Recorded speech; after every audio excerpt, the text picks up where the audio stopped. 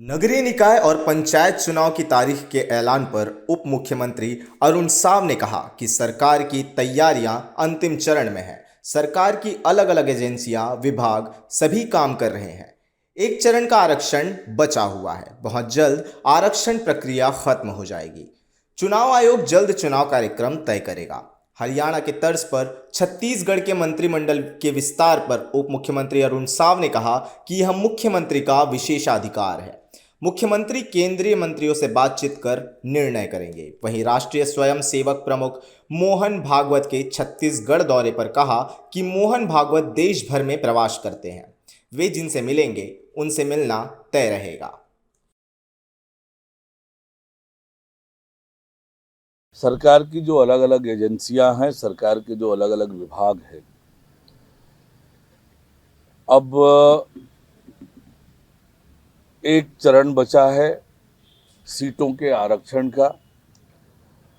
उसको लेकर नगरीय निकाय विभाग और पंचायत विभाग दोनों एक्सरसाइज कर रहे हैं और जैसे ही आरक्षण की प्रक्रिया पूरी होगी, चुनाव आयोग भी अपनी तैयारी में जुटा हुआ है। जो जानकारी मिलती है उसके हिसाब से, और मैं उम्मीद करता हूं कि बहुत जल्दी आरक्षण की प्रक्रिया के तुरंत बाद चुनाव आयोग चुनाव का कार्यक्रम घोषित करेगा। सरकार की अपनी जो तैयारी है वो पूरी है और हम भी चाहते हैं कि जल्दी से जल्दी नगरीय निकाय और पंचायत की चुनाव हो नए सिरे से, और सरकार इस दिशा में गंभीरता से प्रयत्न कर रही है। बहुत पहले से हमने तैयारी प्रारंभ कर दी थी। सरकार की तैयारियां अब अंतिम चरण में है और उसके बाद फिर चुनाव आयोग आगे की कार्रवाई और कार्यक्रम घोषित करेगा। देखिए, धर्माचार्यों के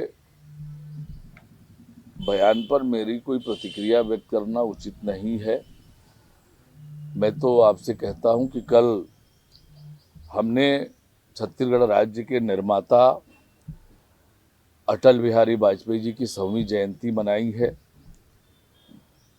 और पृथक छत्तीसगढ़ राज्य के निर्माता होने के कारण और आज जो छत्तीसगढ़ जिस दिशा में आगे बढ़ा है, ये अटल जी के कारण संभव हुआ है और उनकी यादों को अक्षुण्य बनाए रखने के लिए हमने तय किया कि सभी नगरीय निकायों में अटल परिसर का निर्माण करेंगे।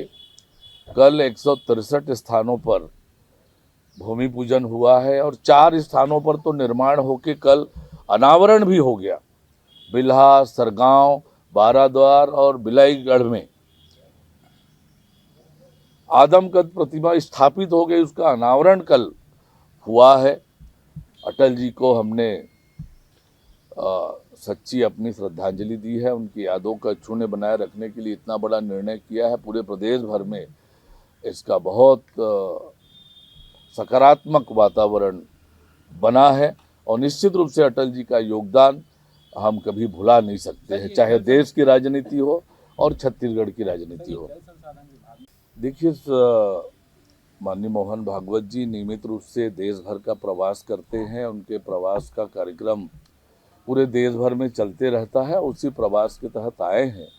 जिन जिन से उन्हें मिलना होगा, बैठक करनी होगी, वो उनका कार्यक्रम उस ढंग से तय होगा। मुख्यमंत्री जी संगठन के नेताओं से बातचीत करके इसका निर्णय लेंगे और इस दिशा में मुझे लगता है कि आने वाले समय में कुछ न कुछ निर्णय सरकार के स्तर पर होगा।